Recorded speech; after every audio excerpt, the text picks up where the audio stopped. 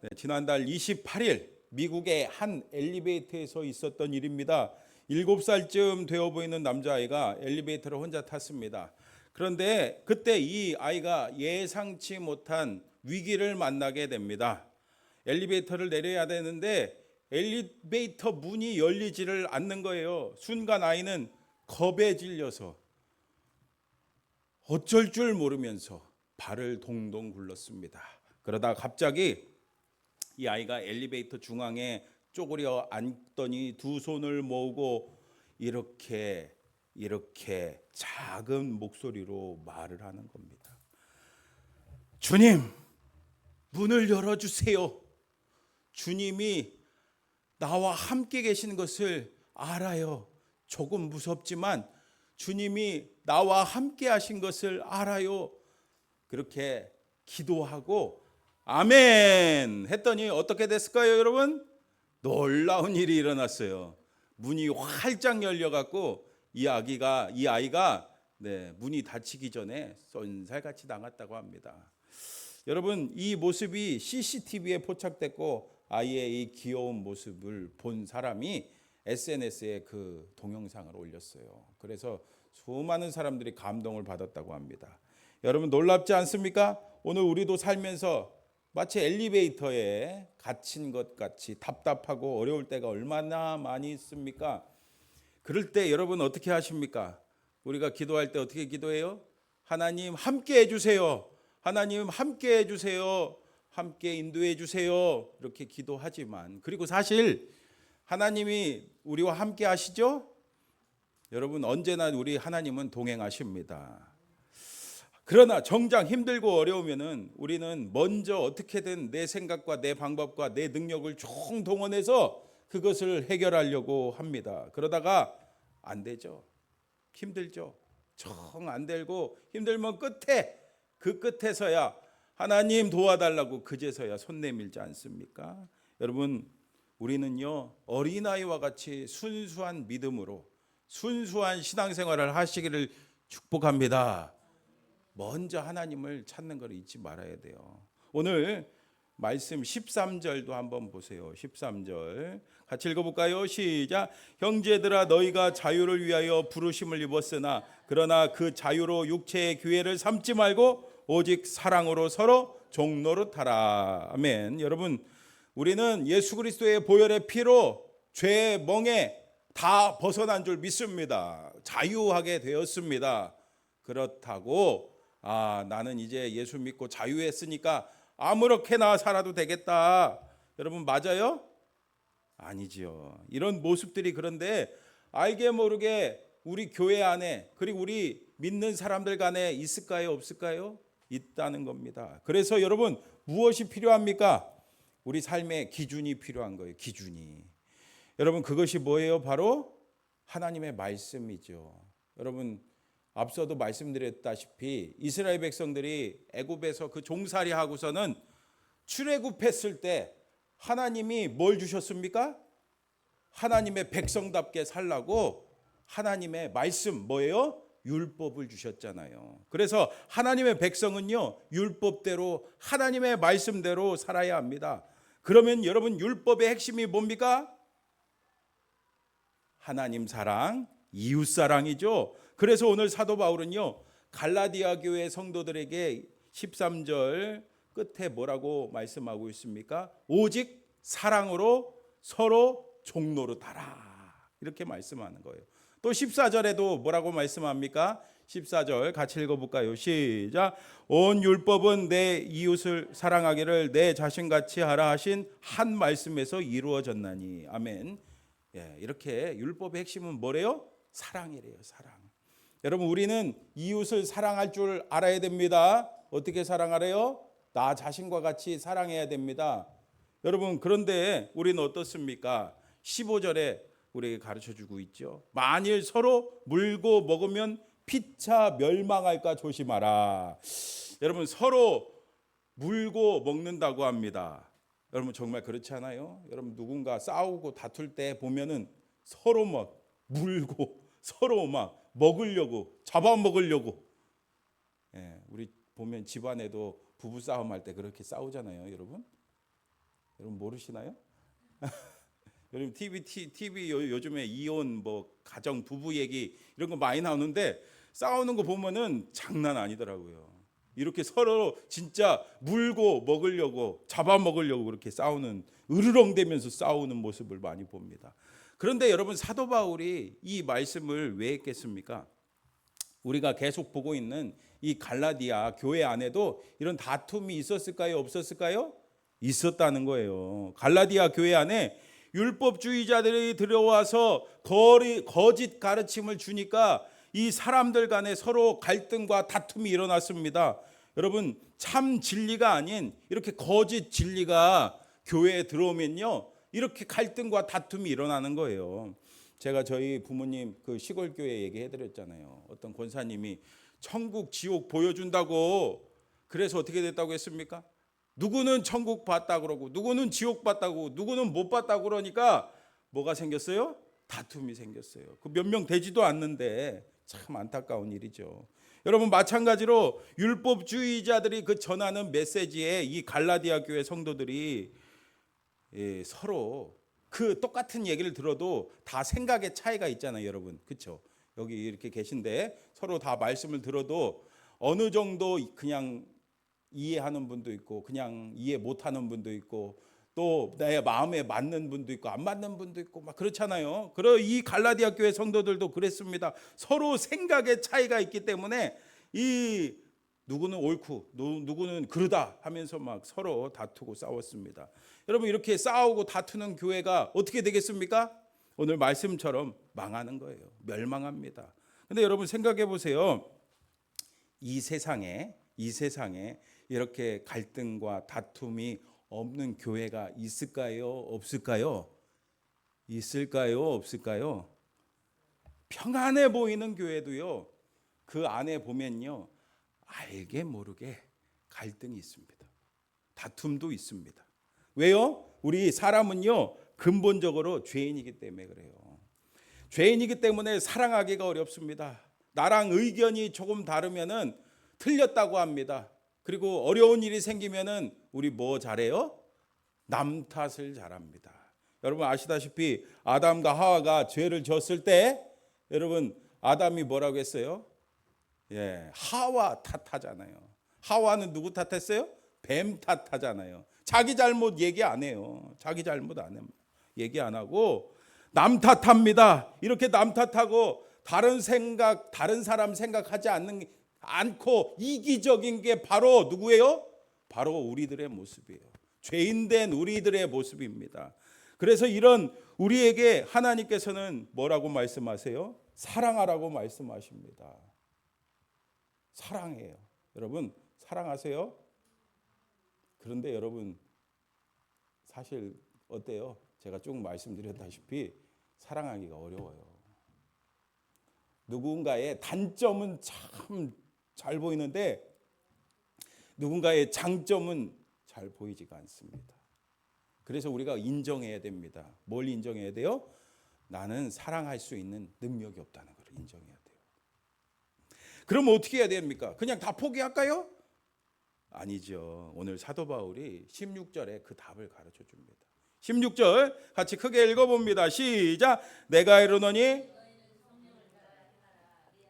육체의 욕심을 이루지 아니하리라. 아멘. 성령을 따라 행하라.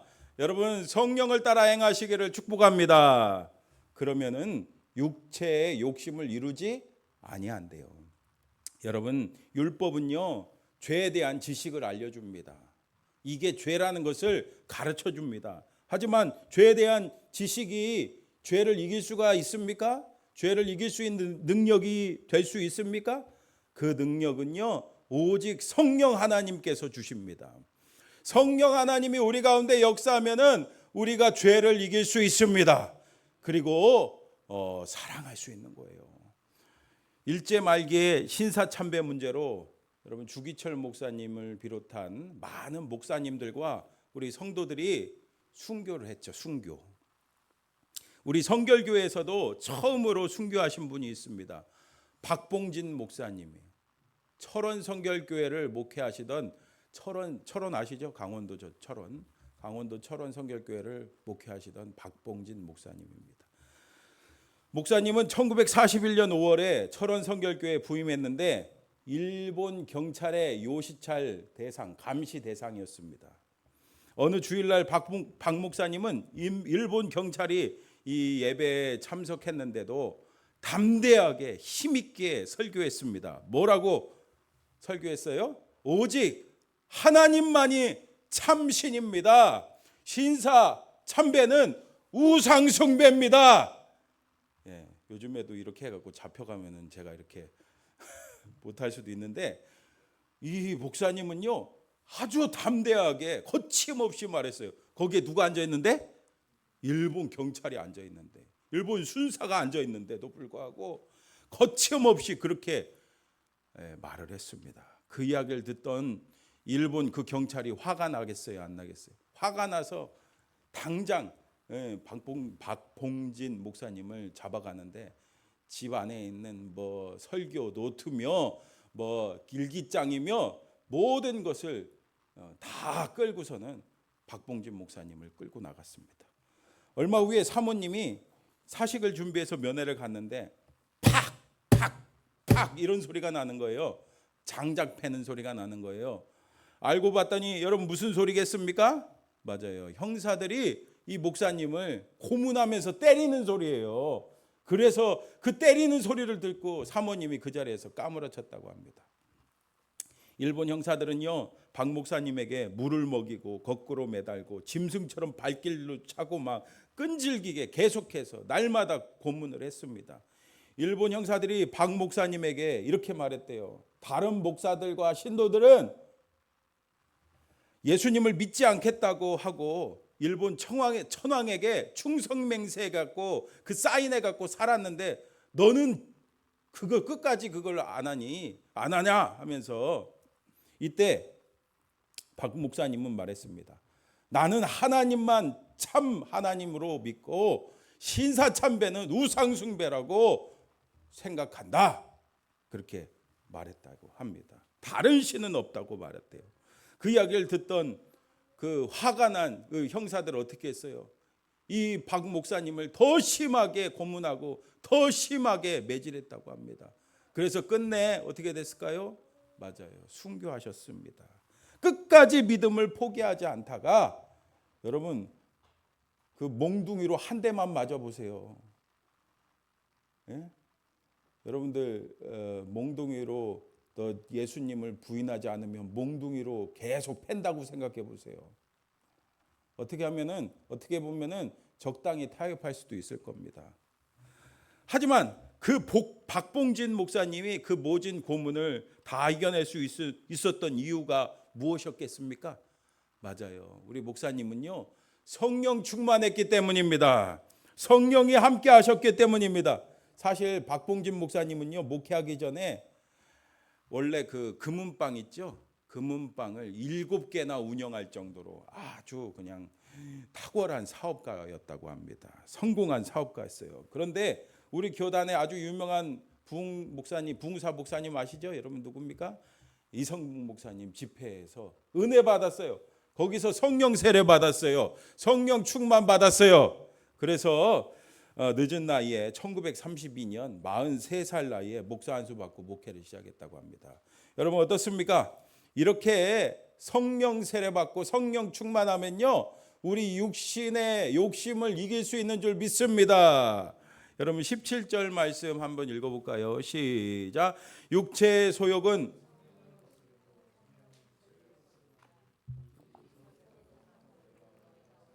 하지 못하게 하려 함이니라. 아멘. 여러분 예수님 믿으십니까?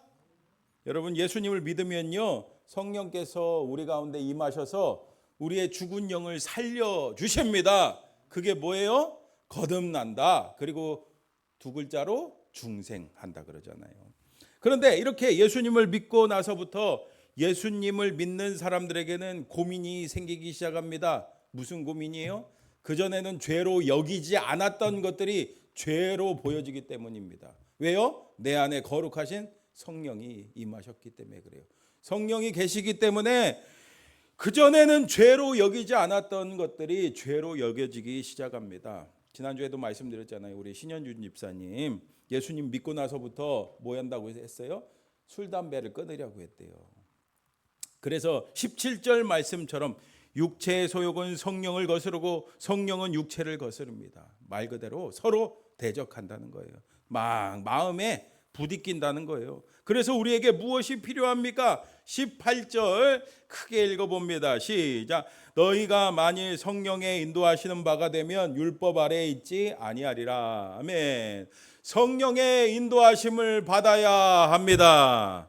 다시 말하면은 성령님이 내 안에 내 삶에 완전히 주인 되어 주셔서 내 삶을 이끌어 가야 돼요. 여러분 이것을 뭐라고 합니까? 성령 세례라고 하는 거예요. 성령 세례. 그리고 성령 세례는 한 번 받는 이례적인 사건이고 계속해서 성령님이 내 삶을 이끌어 가시려면 우리 날마다 뭘 구해야 돼요? 성령 충만을 구해야 될 줄 믿습니다. 성령 충만 받으시기 바랍니다. 성령 충만 받으면 죄를 이길 수 있습니다. 죄를 이길 수 있는 비결은 성령 충만밖에 없습니다. 여러분 무슨 죄입니까? 19절에서 21절에 쭉 나열되어 있죠. 우리 같이 크게 읽어봅니다. 시작. 육체의 일은 분명하니 곧 음행과 더러운 것과 호색과 우상 숭배와 주술과 원수 맺는 것과 분쟁과 시기와 분냄과 당짓는 것과 분열함과 이단과 투기와 술 취함과 방탕함과 또 그와 같은 것들이라. 전에 너희에게 경계한 것 같이 경계하노니 이런 일을 하는 자들은 하나님의 나라를 유업으로 받지 못할 것이요. 아멘. 여러분 이 죄들이 쭉 열거되어 있는데 제가 일일이 설명 안 해드려도 아시죠? 여러분들 이 죄 가운데 우리가 거하고 이 죄 가운데 살면은 어떻게 된대요? 여러분 야고보서 1장 15절 말씀 크게 한번 읽어봅니다. 시작. 욕심이 잉태한즉 죄를 낳고 죄가 장성한즉 사망을 낳느니라. 아멘. 여러분 이처럼요 죄는요 점점 성장하고 자라납니다. 우리나라 속담에도 있죠. 바늘 도둑이 무슨 도둑돼요? 소도둑 된다고 그러잖아요. 욕심이 잉태한즉 죄를 낳고 죄가 장성하면 뭘 낳습니까? 사망을 낳습니다. 사망을 낳는 거예요. 결국 사망. 21절 하반절에도 나온 말씀과 같이 하나님의 나라를 유업으로 받아요? 못 받아요?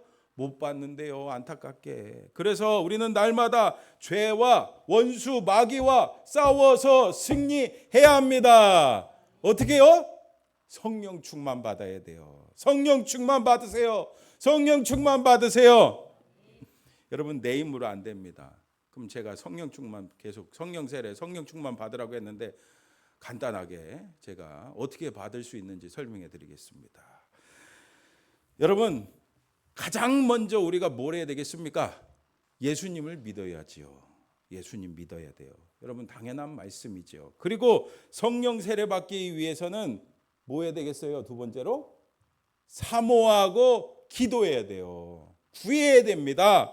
요한복음 20장 22절 말씀 보세요. 이 말씀을 하시고 그들을 향하여 숨을 내쉬며 이르시되 성령을 받으라. 누가 하신 말씀이에요? 맞아요. 부활하신 예수님께서 제자들에게 또 우리들에게 분명하게 말씀하십니다. 성령을 받으라. 성령을 받으라. 이 말씀을 통해서 우리가 뭘 할 수 있습니까? 성령을 받을 수 있다는 거예요? 못 받는다는 거예요? 성령을 받을 수 있다는 겁니다. 또 누가복음 11장 13절 같이 크게 읽어봅니다. 시작. 너희가 악할지라도 좋은 것을 자식에게 줄 알거든 하물며 너희 하늘 아버지께서 구하는 자에게 성령을 주시지 않겠느냐 하시니라. 아멘. 여러분 그렇습니다. 오늘도 성령을 구하는 자에게 아버지 하나님께서 뭘 주신대요? 성령을 주신대요. 구하면 주십니다. 여러분 베드로 사도도 아시잖아요. 예수님이 잡히셨을 때 예수님을 모른다고 나는 모른다고 나는 몰라요. 몇 번이요? 3번 부인했던 그 사람이었습니다. 그렇게 도망갔습니다. 그러나 그가 오순절날 마가의 다락방에서 바람과 같이 불과 같은 그 성령 받으니까 변화되었어요. 그리고 담대하게 외칩니다. 여러분 사도행전 2장 38절에 뭐라고 외칩니까? 베드로가 이르되 너희가 회개하여 각각 예수 그리스도의 이름으로 세례를 받고 죄 사함을 받으라. 그리하면 성령의 선물을 받으리니. 아멘, 할렐루야. 여러분, 예수 믿고 회개하면 죄 사함 받습니다. 그리고 성령 세례, 성령 충만 받을 수가 있습니다. 이것이 뭐라고 말씀하고 있습니까? 선물이라고 하고 있지 않습니까? 여러분, 구원받는 거, 중생 거듭나는 것도 선물로 받는 거죠. 성령 세례, 성령 충만도 뭘로 받는 거예요? 선물로, 값없이. 우리의 노력이 아닙니다. 예수님의 피값으로 우리는 구원받고 예수님의 피값으로 성령 받을 수 있는 줄 믿습니다.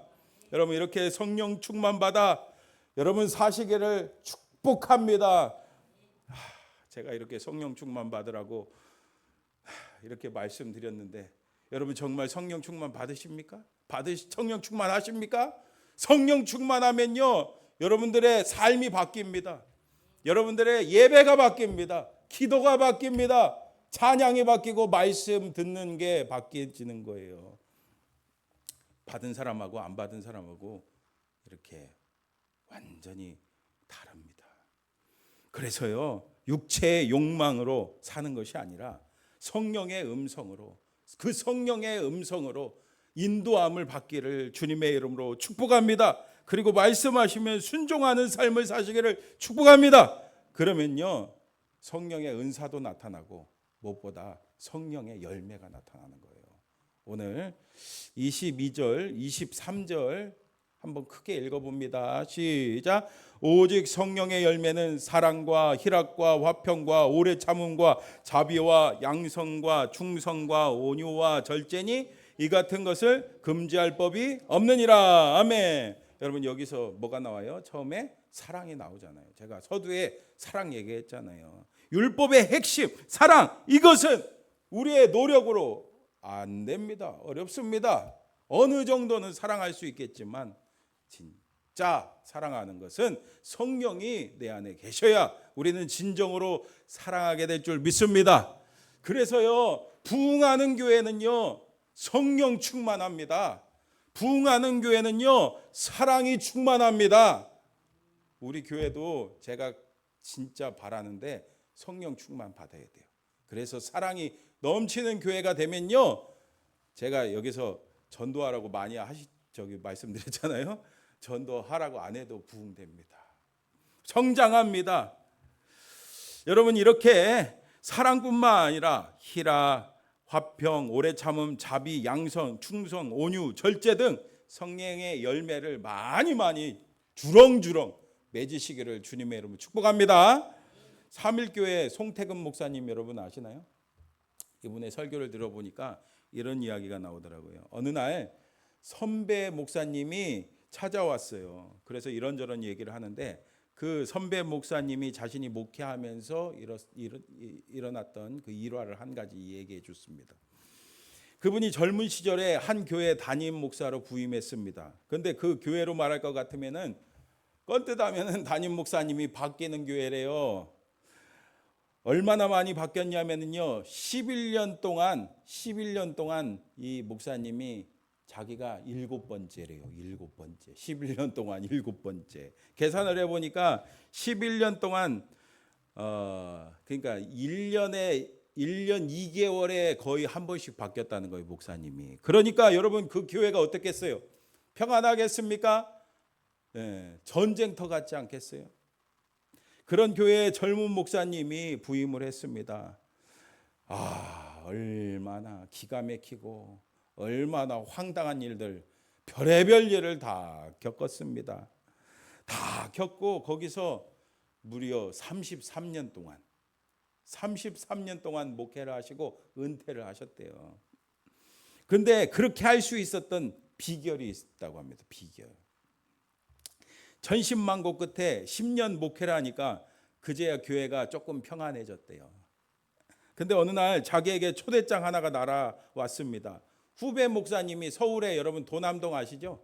도남동에 1000명 모이는 교회 담임 목사로 취임한다는 거예요. 그래서 축하해달라고 선배 목사님한테 초대장을 보냈습니다. 그 초대장을 받는 순간 자기 마음에 확 시험이 들더래요. 하나님한테 막 짜증이 났대요. 하나님, 나는 이 교회에 부임해서 10년 동안 죽을 똥을 싸고 이제 교회가 안정돼서 조금 숨을 쉬는데 젊은 후배 목사는 고생 한 번 안 하고 저 서울 한복판 대형 교회 담임 목사로 부임을 한다고 자랑하려고 저한테 이렇게 초대장 보냈습니다. 자기와 그 목사를 비교해 보니까 너무 억울한 생각이 드는 거예요. 나는 그래도 저 목사랑 비교했을 때 딸리는 게 하나도 없는데. 그래서 그 얘기가, 그 마음이 딱 자료 잡히니까 이 일이 되겠습니까? 안 되겠습니까? 이 일이 손에 잡히지도 않고 답답해서 가까운 기도원에 하나님하고 한판 하려고 갔대요. 기도원에 기도하려는데 정말 기도가 나오는 것이 아니라 불평불만이 나왔습니다. 주님, 내가 그 목사보다 못한 게 뭐가 있습니까? 내가 뭐가 부족합니까? 내가 뭐가 부족합니까? 참, 목사님들도 좀 인간적이기도 하죠. 근데 그때 성령 하나님께서 갑자기 이렇게 말씀하셨어요. 뭐라고 말씀하셨을까요? 그게 네 교회냐? 그게 네 교회야? 그러시더래요. 그리고 이어서 만유보다 크신 창조주 하나님의 교회인데 네가 뭔데 교회가 크다 작다 건방 떠느냐. 아이고, 주님 잘못했습니다. 그래서 그 목사님이 그 자리에서 뭐 했겠어요? 회개했어요. 회개. 하나님, 맞습니다. 다 누구 거예요? 주님 것입니다. 하나님 것입니다. 맞습니다. 제가 잘못했습니다. 제가 잘못했습니다. 여러분, 그렇죠? 아무리 우리 눈에 보기에 작고 초라하고 볼품없는 교회일지라도, 우리가 보기에 작고 연약하고 볼품없는 우리 인생이랄지라도 다 누구 거예요? 하나님 겁니다. 하나님 거예요. 하나님께서 하나님의 뜻대로 하나님께서 역사하시는 곳입니다. 그래서 그 목사님이 그 자리에서 회개하고, 하나님, 내가 하나님께서 주어진 교회에 최선을 다해 목회하겠습니다. 결심하고 최선의 목회를 해서 33년 동안 교회가 크게 부흥한 줄 믿습니다. 여러분, 24절 말씀 같이 읽어볼게요. 우리 같이 크게 시작. 그리스도 예수의 사람들은, 아멘. 여러분, 우리는 이 세상에 다 육체를 입고 살고 있습니다. 그러다 보니까 육체의 연약함, 육신의 정욕과 탐심이 슬금슬금 나올 때가 많아요. 그때 과감하게 오늘 말씀처럼 십자가에 내 자신을 못 박아야 됩니다. 못 박으세요. 한마디로 뭐예요? 회개해야 됩니다. 회개. 그러면은 25절, 26절 같이 크게 읽어봅니다. 시작. 만일 우리가 성령으로 살면 또한 성령으로 행할지니 헛된 영광을 구하여 서로 노엽게 하거나 서로 투기하지 말지니라. 아멘. 여러분, 그렇습니다. 우리가 예수 그리스도와 함께 십자가에서 죽으면은 성령이 내 안에 임하시고, 성령이 내 안에 충만케 임하시고, 성령이 내 삶을 이끌어 가십니다. 우리는 그 이끌어 가시는 말씀에 순종하면은 하나님이 주신 놀라운 은혜를 누리게 되는 줄 믿습니다. 평안을 누리게 되는 줄 믿습니다. 하나님의 영광을 드러내는 삶이 됩니다. 사랑하는 성도 여러분, 그러므로 여러분 성령 충만 받으시기를 축복합니다. 성령으로 살고 성령을 따라 행하면은, 제가 지금 설교를 이렇게 하고 있지만 이것은 여러분들이 경험해 봐야 돼요. 정말 우리 반월 큰교회 모든 성도들이 변화되기를 원합니다. 성령 충만 받고 변화되어서 하나님 주신 놀라운 은혜와 사랑과 기쁨과 평강을 누리는 저와 여러분 다 되기를 주님의 이름으로 축원합니다. 네, 오늘 들은 말씀을 기억하며 함께 기도합시다. 여러분들 성령 충만하십니까? 하나님, 내가 성령으로 충만받기 원합니다. 성령으로 충만받기 원합니다. 내 육신의 모든 욕망과 욕심과 죄는 예수 그리스도의 십자가에 못 박고 회개하고 성령 충만받아 성령의 인도하심 받고 성령의 열매를 맺는 사랑과 희락과 화평과 오래 참음과 자비와 양성과 충성, 온유, 절제의 열매를 풍성하게 맺게 하여 주시옵소서. 우리 들은 말씀을 기억하며 주여 한번 부르짖고 통성으로 기도합시다.